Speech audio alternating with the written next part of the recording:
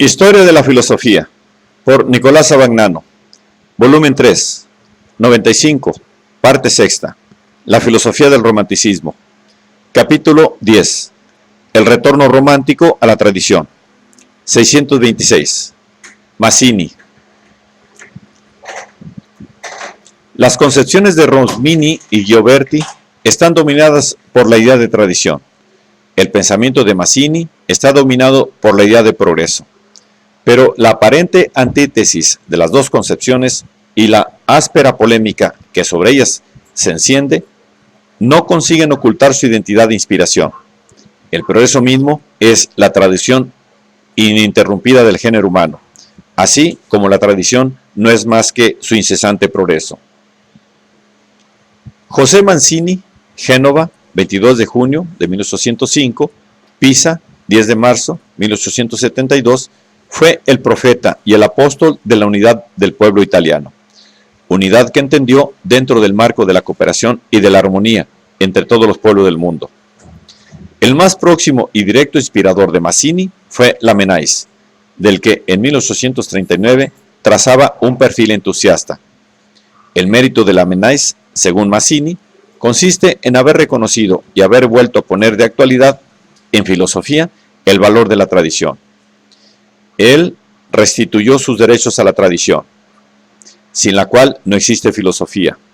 Infundió a la misma filosofía un hálito de vida nueva, poniéndola en contacto con el movimiento social del cual tendía a separarse cada vez más.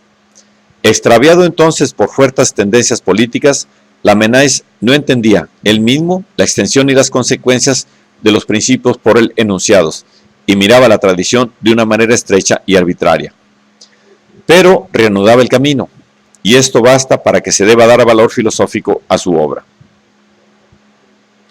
El factor que corrige lo que la tradición tiene de angosto e inmóvil y que la renueva y lleva adelante es, según Mazzini, la conciencia individual. Los dos únicos criterios que poseemos para alcanzar la verdad son la conciencia y la tradición. La manifestación de la verdad, por ser progresiva, exige que los dos medios que tenemos para descubrirla deban transformarse y perfeccionarse continuamente.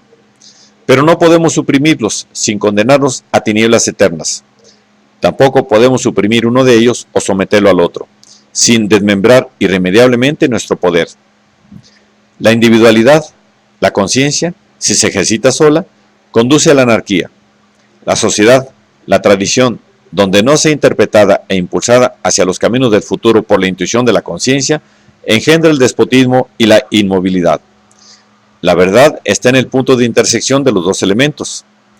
Conciencia y tradición constituyen, pues, para Mazzini, en su síntesis, la manifestación de la verdad, esto es, la revelación de la verdad en el curso de la historia humana. Esta revelación es la que Mazzini llama también, con frase famosa de Lessing, la educación progresiva de la humanidad,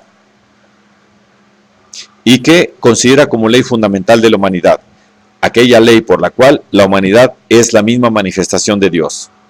Dios se encarna sucesivamente en la humanidad. La ley de Dios es una, como Dios es uno, pero nosotros la descubrimos artículo por artículo, línea por línea. Cuanto más se acumula la experiencia educadora de las generaciones precedentes, cuanto más crece en amplitud y en intensidad la asociación entre las razas, entre los pueblos, entre los individuos. La humanidad es el único intérprete de la ley de Dios sobre la tierra. Su progreso es la revelación misma de Dios. Dios es Dios y la humanidad es su profeta. Por esto, el concepto más alto a que el hombre puede elevarse es el de la humanidad y el del progreso, que es su ley. A Dios mismo no puede elevarse el hombre por otro camino. Es inútil el intento de querer demostrar a Dios. Dios existe porque nosotros existimos. Dios vive en nuestra conciencia, en la conciencia de la humanidad, en el universo que nos rodea. El concepto romántico de la infinita revelación progresiva domina la concepción de Mazzini, como dominaba al positivismo y a buena parte de la filosofía del siglo XIX. De aquel concepto, Mazzini deducía todos sus corolarios morales y políticos. La tradición, el progreso y la asociación son para él tres cosas sagradas. Yo creo en la inmensa voz de Dios que los siglos me envían a través de la tradición universal de la humanidad. Y ella me dice que la familia, la nación, la humanidad son las tres esferas dentro de las cuales el individuo humano debe trabajar para el fin común, para el perfeccionamiento moral de sí mismo y de los demás, o mejor, de sí mismo, a través de los demás y para los demás. Por la ley del progreso, cada individuo y cada pueblo tiene una misión, de la cual recibe significado y valor su vida. Y, puesto que la vida es misión, el deber es su ley suprema. A la afirmación de los derechos, propia de la Revolución Francesa y de la filosofía del siglo XVIII, Mazzini opone la afirmación del deber, que debe ser propia de la filosofía política y moral del XIX. El derecho es fe individual y el deber es fe común y colectiva, por tanto, positiva y operativa. El derecho promueve la rebelión del individuo para la defensa de sus intereses, no lo subordina a un fin más alto y no le hace capaz de sacrificio. Solo un concepto moral y religioso, fundado sobre el deber de contribuir al progreso de la humanidad, es apto para renovar la sociedad humana, suscitando las energías de los pueblos y llevándolos a la libertad. Estos principios debían situarle en oposición al materialismo marxista y a la Internacional Obrera, fundada por inspiración suya. En su escrito de 1871, a los obreros italianos, Mazzini fija los rasgos salientes de aquel materialismo en 3 puntos: negación de Dios, negación de la patria y negación de la propiedad individual. Con la negación de Dios, la ley de la humanidad y el progreso se convierte en una cosa inconcebible. Suprimida la existencia de una primera causa inteligente, queda suprimida la existencia de una ley moral suprema para todos los hombres y que constituye para todos una obligación. Queda suprimida la posibilidad de una ley de progreso, un designio inteligente y regulador de la vida de la humanidad. Progreso y moralidad que no son ya más que hechos transitorios, sino otra fuente que las tendencias, los impulsos del organismo de cada hombre, sin sanción fuera del arbitrio de cada uno, de los intereses mudables o de la fuerza. La negación de la patria significa, además, la negación del punto de apoyo para la palanca con la cual podéis trabajar en pro de vosotros mismos y de la humanidad. Y es como si os llamasen al trabajo negándoos toda división del trabajo mismo o cerrándoos la puerta de la fábrica.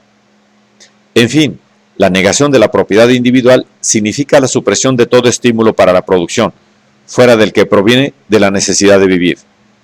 La propiedad, cuando es consecuencia del trabajo, representa la actividad del cuerpo, del organismo, así como el pensamiento significa la del alma. Es la señal visible de nuestra participación en la transformación del mundo material, como nuestras ideas, nuestros derechos de libertad e inviolabilidad de la conciencia son el signo de nuestra participación en las transformaciones del mundo moral. En realidad, no se debe confundir el nacionalismo de la Europa feudal y dinástica con la nacionalidad, que es solo una actitud especial asegurada en la tradición de un pueblo, para cumplir mejor que otro un determinado oficio en el trabajo común. Asimismo, tampoco se debe confundir el capitalismo, que es la plaga de la sociedad económica actual, con el principio de la propiedad, que es exigido por el mismo progreso del género humano. Así como por medio de la religión, de la ciencia, de la libertad, el individuo está llamado a transformar, mejorar, dominar el mundo moral e intelectual, también está llamado a transformar, mejorar y dominar, por medio del trabajo material, el mundo físico. Y la propiedad es el signo, la representación del cumplimiento de aquella misión, de la cantidad de trabajo con la cual el individuo ha transformado, desarrollado y aumentado las fuerzas productivas de la naturaleza. La conclusión es que no es necesario abolir la propiedad por el hecho de que hoy pertenezca a pocos, sino que es menester abrir el camino para que puedan adquirirla muchos y reducirla al principio que la hace legítima, haciendo que solo el trabajo pueda producirla. El pensamiento de Mazzini, expuesto ocasionalmente en proclamas, artículos, cartas, solo en los deberes del hombre, Mazzini resumió sintéticamente y de modo ordenado sus ideas, se ha ido formando acuciado por la necesidad de la acción y está dirigido esencialmente a iluminar y dirigir su actividad de apóstol, de político y de agitador. El lema, pensamiento y acción, expresa el carácter de su personalidad filosófica, personalidad religiosa, que en toda idea, aunque sea de carácter general y abstracto, descubre un resorte para la acción y la obligación de un testimonio activo. Pero la religiosidad de Mazzini no permanece anclada en una forma histórica de religión. Apela a aquella tradición universal a que el romanticismo apelaba frecuentemente. Mazzini es profeta de una religiosidad laica, en la cual las ideas de humanidad y progreso han ocupado el lugar de los conceptos teológicos.